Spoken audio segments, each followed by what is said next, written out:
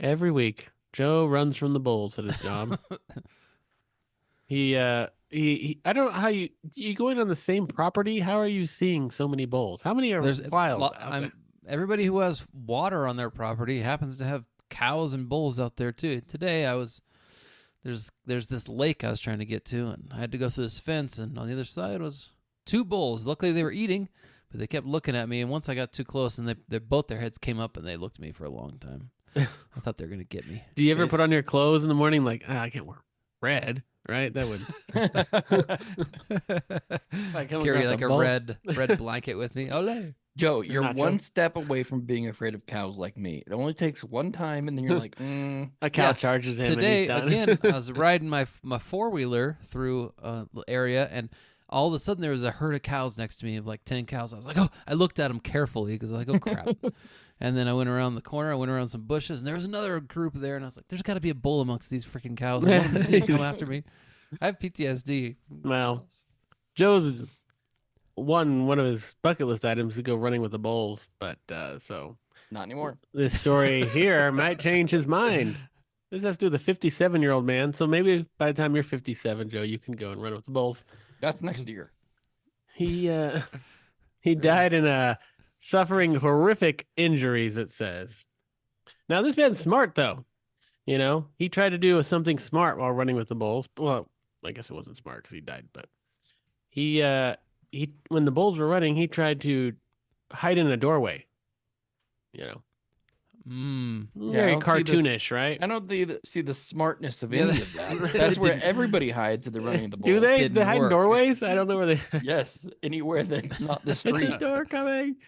They get behind. They usually get behind something if they can. But yeah, well, this man was stuck in the doorway. The bull saw him and came and gored him in the groin area and pelvic area with his.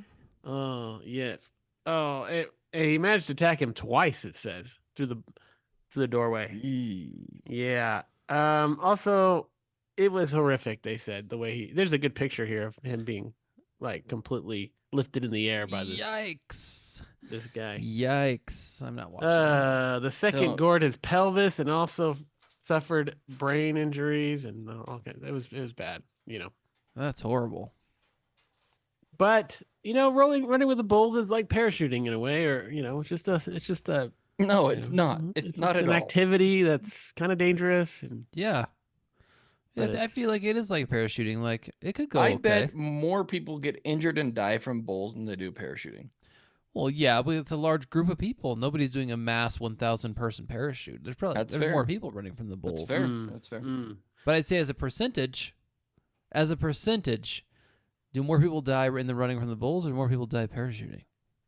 It depends how many people are actually parachuting. I think more people do run than parachute. I guess if you had 1,000 people jump out of a plane at one time, yeah, there'd be casualties. Yeah, it's true.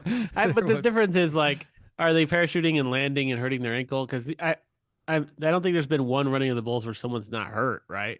Yeah, someone gets hurt. Well, right? People who parachute have a plan. They have a backup plan, and they have a flight scheduled. These are people standing on the street that want to run with wild animals. So I don't know if there's a comparison we can make. You have a good point. There's no backup plans. There's no like real thought put into it. Yeah. Well, I mean, I imagine him being like a little cartoon character. He's running, and he thinks I can see him smiling in the doorway. They won't find me. Did he get gored in the pelvis first or his balls first? Oh, it was all horrible. It doesn't matter. It's all the bad region. How old is this guy? 57. Very smart man. Okay. Well, I won't be running when I'm 57 anywhere. Probably. He's probably been doing it for a long time. You think so? He's a 57-year-old. Yeah, it said it was like in his town's festivities, so he's probably done it in there. It's not like he traveled to do it. He's pulled this off before, maybe. He's hidden that same doorway for 20 years and this has never happened. Yeah. If only the wrong bull. You got to choose a different doorway, buddy. You're testing chance if you keep doing the same thing over and over and over. I can read the details of what the bull did to him if you really want. It's kind of gross. You did. I thought you told us.